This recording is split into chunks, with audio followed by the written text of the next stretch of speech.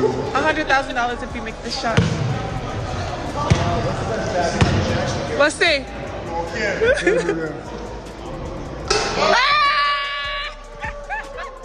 Angel Reese watched Shaquille O'Neal crack up after she badly missed a layup, and instead of brushing it off like most people would after becoming an instant blooper, she decided this was the moment to challenge Shaq himself. Not playfully, not respectfully, not in a let's see if you still have it kind of way. No, she was so convinced, so locked in on the idea that Shaq's game had completely faded that she put real money on it. Serious money, a $100,000 bet that Shaq couldn't hit a single free throw. A free throw against a guy who's been shooting them longer than she's been alive. And then reality stepped in. Shaq walked to the line, calmly knocked it down like it was a warm-up rep, and that was that. Just like that, $100,000 gone, faster than the thought. Yeah, maybe this wasn't the smartest move. Same lesson, same outcome. Different confidence level meeting a very predictable ending. They're garbage compared to Caitlin Clark. Yes.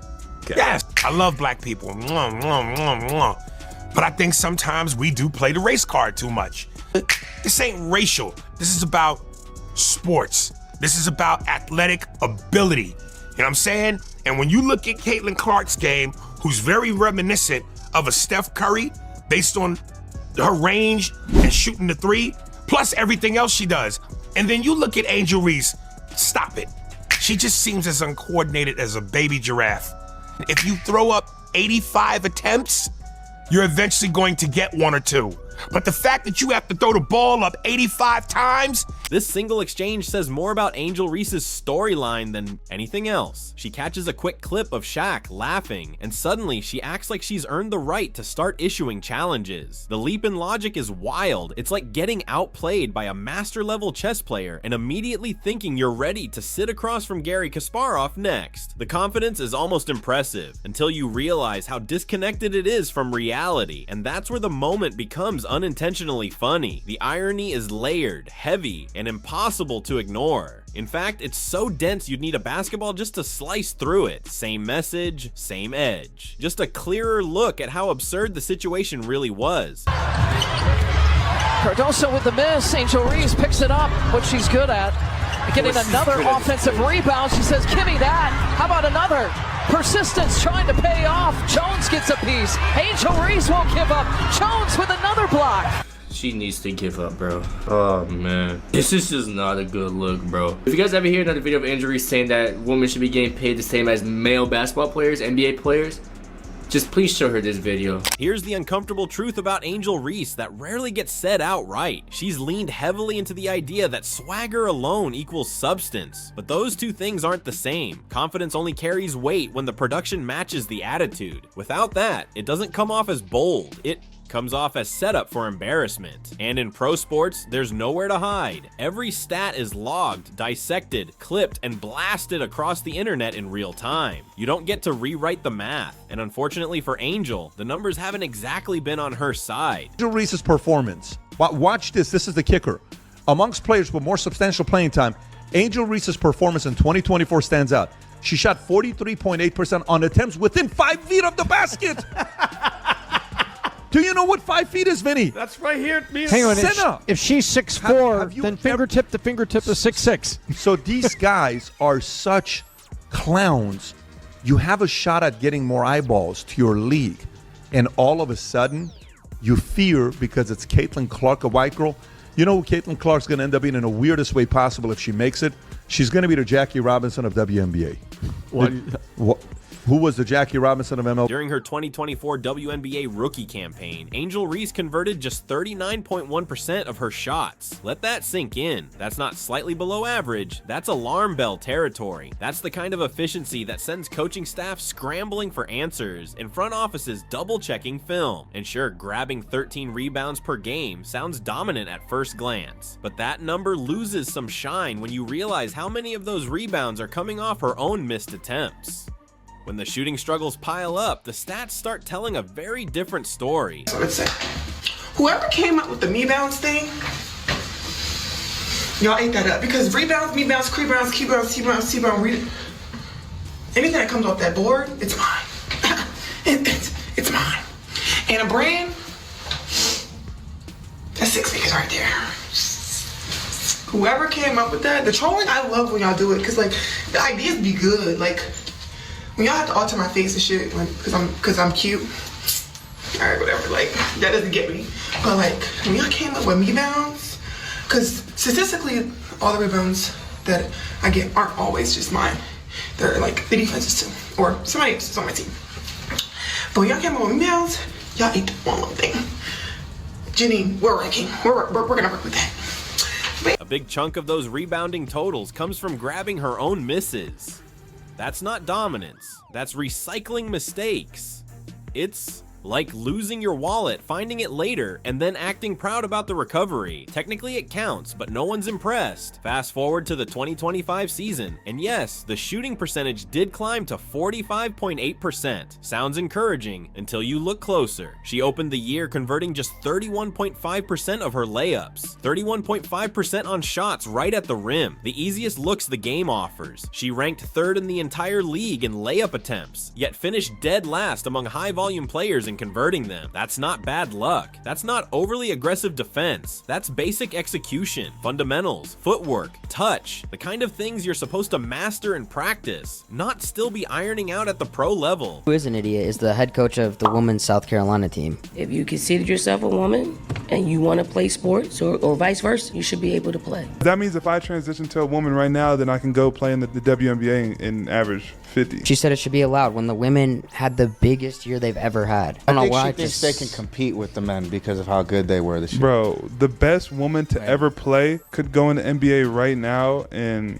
it would be over for her, bro. Caitlyn maybe, bro. Caitlyn's cold. That's the one girl that I was like, okay, if she was in an NBA game, yeah, on defense she would get cooked, but offensively, like she'll knock down some corner threes or like a swing three, like because she can shoot from that far. But none of that seems to register with Angel. In her head, she's not an inefficient scorer on a team fighting just to stay afloat. She's a person confident enough to wager $100,000 against Shaquille O'Neal. She's someone who thinks challenging Michael Porter Jr. to a one-on-one makes sense. And yes, that actually happened. Porter made a few remarks about the WNBA, comments that clearly struck a nerve, and Angel's response wasn't to let her play do the talking. Instead, she issued a public one-on-one challenge to an NBA player, a full-time professional whose entire career revolves around competing at the highest possible level of basketball. It would be hilarious if it weren't so uncomfortable, because this exposes a deeper misunderstanding. Excelling in women's basketball doesn't automatically translate to being dominant in basketball overall. The sport doesn't suddenly ignore physics. When one player is bigger, faster, stronger, and more skilled, that difference matters every time. And the proof is closer to home than anyone wants to admit. Angel hasn't beaten her own brother in a one-on-one game since he was 12 years old. 12? She's been a professional athlete for over a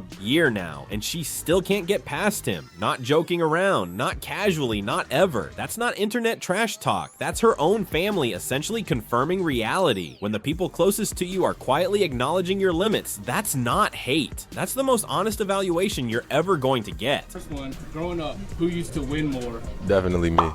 Definitely me. Growing up, I always would win. Always. If you were to give a record, what would it be?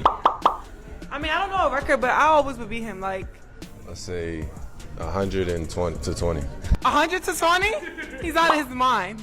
He know I have the better shoe game. He buy expensive stuff though. She got me on that one, I ain't gonna lie. She got me. And yet, she keeps doubling down. Angel Reese continues to talk like she's the standard everyone else is chasing. She's openly claimed she's the best player in the league. She's looked straight through social media and insisted that fans tune in because of her too, not just Caitlin Clark, as if arenas are filling up in anticipation of the next Angel Reese moment. That's just not reality. People are watching because Caitlin Clark has become a full-blown phenomenon. They're tuning in to see greatness in real time and to find out who, if anyone, can rise to that level. Angel Reese isn't the headline of that story. She's a supporting role who somehow believes she's the main attraction. It's the difference between holding a participation ribbon and wearing a championship ring and pretending they're equal. And this is where it gets even more revealing. Angel has built her public image around being loud, constant trash talk, talking at the free throw line, trying to intimidate opponents with words. But trash talk only only works when it's backed by dominance. Michael Jordan could talk because he was unstoppable. Kobe Bryant could talk because he once dropped 81 points. When you're shooting under 40% from the field and missing layups like they're contested threes, the trash talk doesn't hit. It backfires. Instead of confidence, it reads as desperation. Less,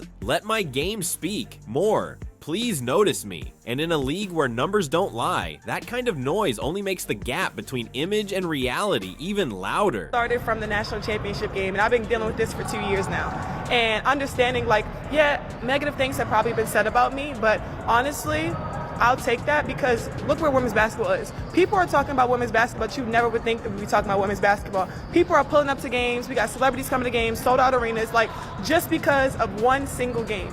And just looking at that, like, I'll take that role. I'll take the bad guy role, and I'll continue to take that on and be that for my teammates. And if I want to be that, and I know I'll go down in history, I'll look back in 20 years and be like, yeah, the reason why we watching women's basketball is not just because of one person. It's because of me too, and I want y'all to... The Shaq moment sums up Angel Reese's issue better than anything else. She saw a clip of Shaquille O'Neal, a 7-foot icon who's been dominating basketball since before she could spell her own name, laughing at her mistake. And instead of taking that as a reality check, instead of thinking, maybe I need to tighten up the basics, she saw a spotlight. She saw a chance to look fearless, a chance to be entertaining, a chance to go viral and sell confidence instead of competence. So she turned it into a spectacle, offering Shaq $100,000 to hit a free throw. Not because it made sense, but because it looked bold, because it felt dramatic, because it played well on camera. Then Shaq stepped to the line and calmly knocked it down. No hesitation, no tension, just muscle memory from decades of repetition. Of course he made it. He's hit that shot thousands of times in real games, under real pressure. The only way he misses is if he chooses to, and that's where the mask slipped. Angel didn't just lose the bet, she exposed the mindset. To her, the takeaway wasn't I got humbled, it was I looked brave. She lost $100,000 to a basketball legend and somehow convinced herself that was a win. But the things she should actually be worried about aren't Shaq or any other legend. It's the numbers. Shooting below 40% from the field. Missing layups at a rate that would have a high school coach yanking minutes. Rebounding stats boosted by her own missed shots. And the quiet consensus from real professionals, elite athletes at the highest levels, that she simply isn't on their tier. Even at home, reality doesn't bend. Her own brother won't run one-on-one with her. That's not hate. That's not trolling. That's the truth crashing through a carefully crafted image, and no amount of performative confidence can block it out. I try to get two of the biggest guys in the gym and try to get them to push me and push me and push me so I can finish through contact every day. Like, I know my teammates count on me for that because second chance opportunities, I'm one of the best rebounders in the country. So I know that's what I can bring to the table every single day, and if I can finish those, that gives a lot of points for us. So I'm just trying to do my job and maximize my job as best as I can, and I know that can lead us to something. Angel Reese brings plenty of confidence, plenty of bravado, plenty of trash talk, but when you strip away the noise and actually focus on what happens between the lines, the story falls apart. The production doesn't match the persona. She's not a dominant force reshaping games. She's not someone who should be calling out NBA players, and she's definitely not the top player in the WNBA. Her role is clear and narrow. She rebounds, that's her strength. She crashes the glass, talks a lot, and that's where the list stops. Now, let's be fair, rebounding matters. It's a real skill and it helps teams win possessions. But it doesn't make you a superstar when you're averaging around 14 points a night and shooting below 46%. Superstars affect every layer of the game. They elevate teammates. They bend defenses. They decide outcomes with skill, vision, and basketball intelligence. That's the separation. Caitlin Clark brings a skill set that directly translates to winning basketball. Angel Reese brings hustle and swagger, and those two things are not interchangeable. Effort is valuable, confidence is loud, but neither replaces elite ability, no matter how convincingly it's packaged. Who's the best player in the country? To the media or me? As you see it. I feel like I'm the best player in the country. Okay, who's the second best player in the country? Shit. Either Caitlin Clark or Leah Boston. Top three. I feel like we the top three players. Angel Reese will step in front of a camera and confidently declare herself elite. She'll call out Shaquille O'Neal. She'll throw challenges at Michael Porter Jr. She'll say she's the best player in the league, but then you turn on the game tape and the picture looks very different. What you see is a player who struggles to score at a professional level, someone so uneasy with her jumper that nearly every possession ends with her forcing the ball toward the rim over and over again, only to miss a large portion of those attempts. A player whose offensive identity is less about skill and more about effort plays, loose balls, and cleaning up her own missed shots. This isn't hate, it's not bias, it's not nitpicking, it's documented reality. These are numbers pulled straight from WNBA box scores. She shot 39% from the field as a rookie. She's still under 46% this season. She averages fewer than 4 assists per game. She attempts fewer than 1 3-pointer per night. None of this is debatable. It's measurable. And yet, somewhere along the way, Angel convinced herself and a loud portion of her audience that this resume puts her in a position to trash talk basketball legends, that it justifies challenging NBA players, that it supports claiming the top spot in the WNBA. That's not disrespect being thrown her way. That's reality showing up uninvited. Shaq laughed because he spent his entire life around the highest level of basketball imaginable. He's seen Michael Jordan, Kobe Bryant, LeBron James. He knows what true greatness looks like. He understands the gap between solid players, great players, and those who are only considered elite within a narrower athletic context. Angel Reese falls into that last category, and Shaq's laugh, uncomfortable as it may have been, was probably the most honest evaluation she's received all season. 10 to go with 3 rebounds. And now Poa looks ahead, and guess who? Angel Reese.